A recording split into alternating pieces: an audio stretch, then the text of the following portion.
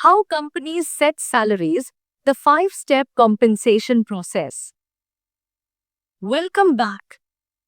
Most people think that when a company makes a job offer, they just pick a number that feels right.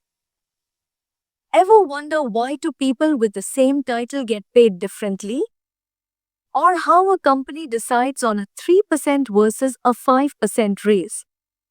It's all part of the compensation management process. In this video, we walk through the 5 essential steps HR pros use to build a fair, competitive, and sustainable pay structure. Whether you're an HR student or a manager, this is the blueprint you need. But in a professional organization, that couldn't be further from the truth.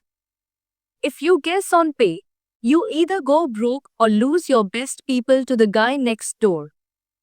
Compensation management is a circular process, it never really ends.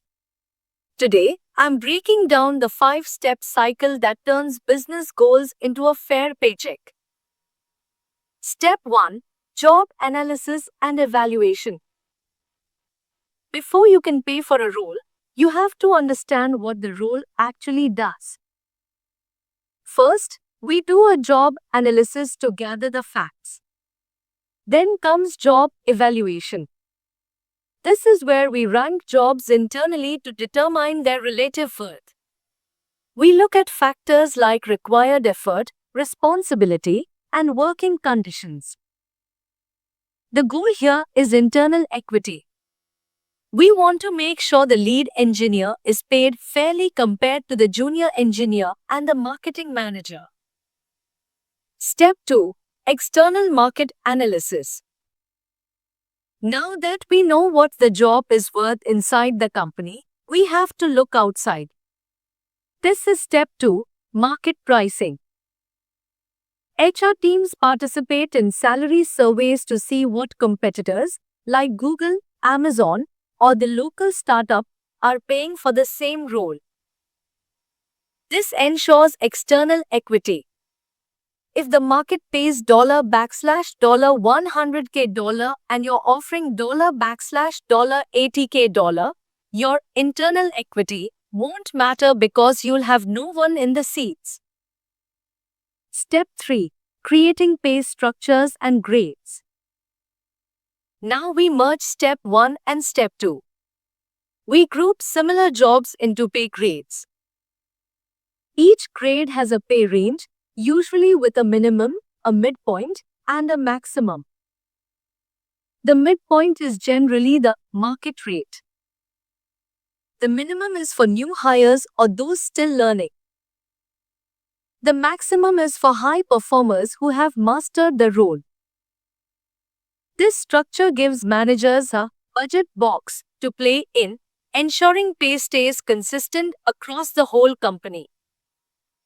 Step 4. Implementation and communication. This is where the rubber meets the road.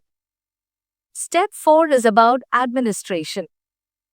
This involves payroll integration, setting up bonus cycles, and most importantly, communication. You can have the best pay plan in the world, but if your employees don't understand how their pay is calculated, they won't trust it. Transparency is the key to psychological safety in compensation. Step 5. Evaluation and adjustment. The market changes. Inflation happens. New roles are created. Step 5 is the audit.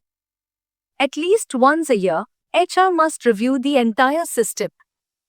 Are we losing people to competitors? Are our pay gaps widening? Is our compensation actually driving the performance we want? Conclusion and call to action. Compensation isn't just a cost to be minimized, it's an investment to be optimized. When you follow this 5-step process, you build a culture where people feel valued and the business stays healthy.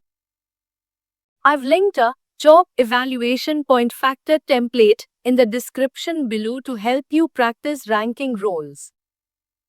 Which step do you think is the hardest for companies to get right? Is it the internal ranking or keeping up with the external market? Let me know in the comments. Don't forget to like and subscribe for more deep dives into the mechanics of HR. I'll see you in the next video.